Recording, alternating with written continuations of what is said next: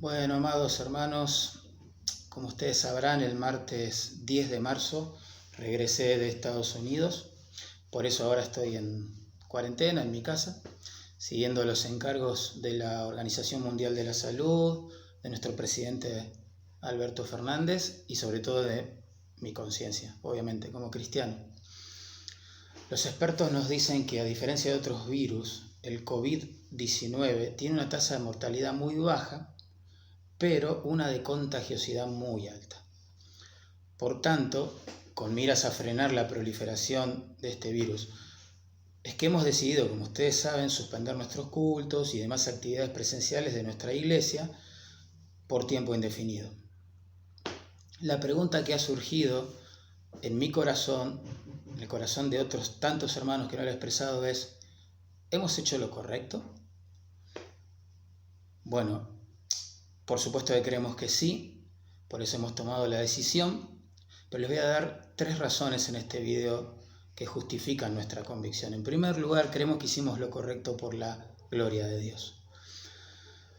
Miren, en un contexto de debate acerca de los grises de la vida cristiana, el apóstol Pablo escribió: si coméis o bebéis o hacéis otra cosa, hacedlo todo para la gloria de Dios. 1 Corintios 10:31. Esto significa, en otras palabras, que todo lo que hacemos debería perseguir el propósito de mostrar la belleza y la majestuosidad de nuestro Dios ante todos los hombres posibles.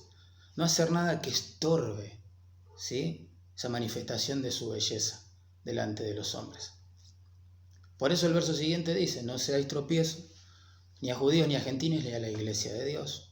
Ahora, ¿cómo glorificamos a Dios y evitamos ser tropiezo a la gente en medio de una pandemia? Bueno, claramente siguiendo las recomendaciones sanitarias que nuestras autoridades nos impongan. Creemos que si en nombre de la soberanía de Dios los creyentes desoímos las recomendaciones sanitarias, seremos de tropiezo a todas las personas, no de bendición. Porque la gente no va a decir o pensar: wow, qué fe que tienen los cristianos en su Dios soberano. No, la gente va a decir: qué irresponsables que son. No lo puedo creer, se reúnen igual, no respetan a nadie, nos exponen a todos al contagio. ¿Saben? Las decisiones que tomemos ante el coronavirus pueden o dañar nuestro testimonio o pueden transformarse en oportunidades para el Evangelio. Y hermanos, en estos tiempos la gente debería ver, por un lado, nuestra confianza en el Señor, nuestro amor al prójimo, nuestra compasión por los enfermos, y por el otro también nuestro apoyo a los profesionales de la salud al seguir todas sus recomendaciones, como cualquier otro ciudadano responsable por el bien común lo haría. En segundo lugar, creemos que hicimos lo correcto, no solo por la gloria de Dios, sino también por amor a las personas, al prójimo. Jesús dijo que el segundo gran mandamiento es: amarás a tu prójimo como a ti mismo. Ahora, ¿cómo mostramos amor por nuestro prójimo? Bueno, si seguimos la regla de oro que nos dejó el Señor, básicamente pensamos en 2 maneras. 1, haciendo todo lo que podamos para hacerles bien. 2, evitando hacer todo aquello que pudiera causarles algún tipo de daño. Entonces, ¿cómo aplicamos esta regla de oro, este amor al prójimo en medio de esta pandemia? Bueno, cuidando al prójimo, claramente. Si los expertos de la salud nos dicen que debemos practicar el distanciamiento social para aplacar la curva de casos de contagio, entonces suspender las reuniones de nuestras iglesias es una muestra clara de amor por el prójimo.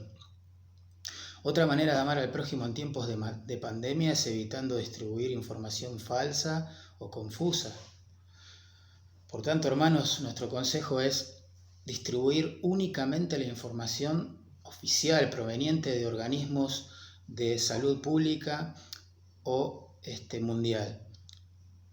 Les pedimos que antes de compartir información que reciben en las redes sociales, chequeen las fuentes de estas, si son oficiales o no. No sea que la Iglesia de Cristo se vea envuelta en un ir y venir de información fraudulenta y eso desacredite el testimonio de nuestro Señor y también nos sintamos culpables de ser de tropiezo a los demás.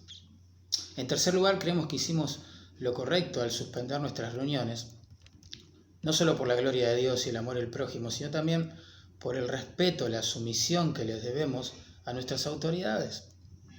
Tanto el apóstol Pablo como Pedro en sus escritos nos exhortan a someternos a las autoridades que nos gobiernan, entendiendo que éstas vienen de Dios y que están puestas para nuestro bien. Eso lo leemos en Romanos capítulo 13, versículo 1 al 7, o 1 Pedro capítulo 2, versos 13 y 14. Claro, existen dos excepciones a este mandamiento. Uno, cuando las autoridades nos manden a hacer aquellas cosas que Dios prohíbe, nos resistiremos. Dos, cuando las autoridades nos prohíban hacer aquello que Dios nos mande hacer, nos resistiremos. A la luz de esto se podría argumentar que, como Dios nos manda a congregarnos en Hebreos 10, 24, 25, no deberíamos entonces obedecer a las autoridades suspendiendo nuestras reuniones. Pero vemos que las recomendaciones del gobierno no tienen como fin perseguir a la iglesia o prohibir sus reuniones, sino solo proteger en forma transitoria la salud y el bienestar común. Además, no se tratan de regulaciones, restricciones permanentes. Si las autoridades estuviesen decretando el cierre de todas nuestras iglesias de manera definitiva, entonces optaríamos con justa razón por la desobediencia civil. En tal caso aplicaríamos las inmortales palabras del apóstol Pedro, dichas frente a todo el concilio: es necesario obedecer a Dios antes que a los hombres. Pero claramente este no es el caso. Aunque nadie sabe cuánto durará esta crisis, sí sabemos que va a terminar. Por tanto, aquello que no deberíamos soportar si fuera permanente, sí puede ser tolerado en forma temporal. Además, hermanos, existen hoy otras posibilidades para poder estar comunicados. Damos gracias al Señor por todo lo que la tecnología nos permite hacer y por todos los hermanos de nuestro equipo de comunicación que sirven al Señor por las redes sociales vía internet. Es cierto que nuestra congregación no es una de las más avanzadas en cuanto al uso de la tecnología, pero sí estamos aprovechando algunas de sus herramientas. Este domingo que viene no, porque estoy en cuarentena, pero los siguientes, si la situación persiste, planeamos hacer un culto virtual en directo el domingo a las 10:30 de la mañana. Además podemos participar en varias reuniones por videollamada, con otros pastores, con hermanos de otras iglesias. Estamos aprendiendo a hacer estudios bíblicos, consejería vía online. Por supuesto que nada de esto es lo ideal y que nada puede reemplazar reunirnos en persona, adorar juntos a nuestro Dios, pero la tecnología nos ayuda a mantenernos por lo menos a un nivel de comunión que nos permite edificarnos los unos a los otros. Todo esto me hace recordar algo que sucedió en el sur de los Estados Unidos, cuando el algodón era el rey de los cultivos. El gorgojo invadió los campos y destruyó los sembrados de algodón. Claro, los granjeros, ante tamaña calamidad, se vieron obligados a cultivar otras variedades de productos tales como la soja y el maní. Además, muchos de ellos aprendieron a usar sus tierras para criar ganado, cerdos, pollos. El punto es que como resultado muchos de ellos llegaron a ser mucho más prósperos que antes. Lo curioso es que el pueblo de Enterprise, en Alabama, estaba tan agradecido por lo que había ocurrido que en 1910 decidió levantar un gran monumento al gorgojo. ¿Pueden creer esto? La inscripción al pie del monumento decía: con profundo aprecio al gorgojo por lo que hizo a favor de nuestra nación. Tremendo. Esto me hace acordar una verdad preciosa que tenemos en las Escrituras. Sabemos que los que aman a Dios, todas las cosas les ayudan a bien. Esto es, a los que conforme a sus propósitos son llamados. Para el creyente sabe, confía en esta promesa de que Dios tiene el poder y el deseo de utilizar aún el mal para producir el gran bien de formar a Cristo en nosotros. Por eso pienso que quizás este sea el mejor momento para aunar y profundizar nuestra vida de oración congregacional. Quizás cuando esta pandemia termine, muchos podremos apreciar aún más el privilegio que teníamos de poder reunirnos un día a la semana a orar juntos delante de Dios. Quizás este sea el mejor momento para aprender a buscar al Señor en familia. Tal vez se me ocurre que cuando esta pandemia termine, muchos habremos apreciado el valor de un culto familiar, de la enseñanza bíblica en el hogar, de la búsqueda de Dios en casa. Quizás este sea el mejor momento para profundizar en nuestro conocimiento de Dios. Las crisis en manos de Dios tienen ese poder, esa gracia para conectar lo que sabemos con lo que experimentamos. La teología proposicional con la teología experimental. Quizás cuando esta pandemia termine, muchos podremos apreciar mucho más a nuestra iglesia y sus espacios de enseñanza bíblica que provee.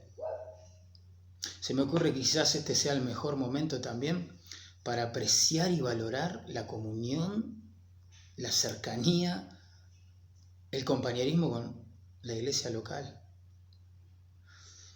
Quizás cuando todo esto termine, muchos vamos a priorizar más que antes nuestra imperfecta, pero en proceso de santificación y preciosa iglesia local.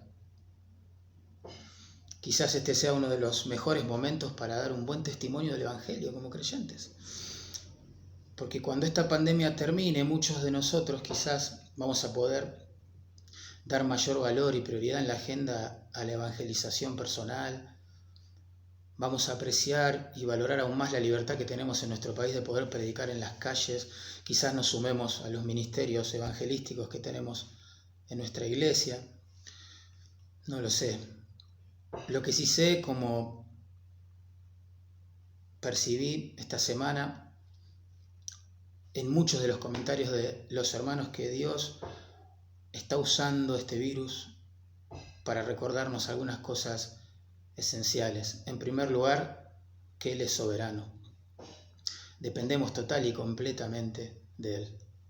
Se puede descansar en Él, se puede confiar en Él. En segundo lugar, que nosotros somos muy frágiles. Basta una vida microscópica y unicelular para acabar con nuestra vida física. 3, que orar es un deleite que nada, nadie, nunca nos podrá quitar.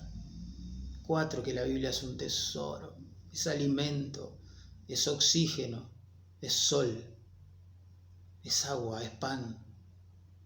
5, que congregarnos en una iglesia local bíblica es un gran privilegio y no una actividad opcional. 6, que la familia es nuestro tesoro y mayor prioridad, nuestro primer ministerio. 7, que parar para meditar y cultivar el alma en la presencia de Dios es posible. ¿Quién sabe? Una ironía. Quizás en nuestras iglesias, cuando todo esto pase, veremos algún monumento al COVID-19. Lo cierto, hermanos, es que creemos que estamos glorificando a Dios, amando a las personas y sujetándonos a nuestras autoridades, como el Señor lo pide en su palabra, a través de estas decisiones que hemos tomado. Oremos unos por otros. Los extraño un montón. Esperemos que todo esto pase pronto.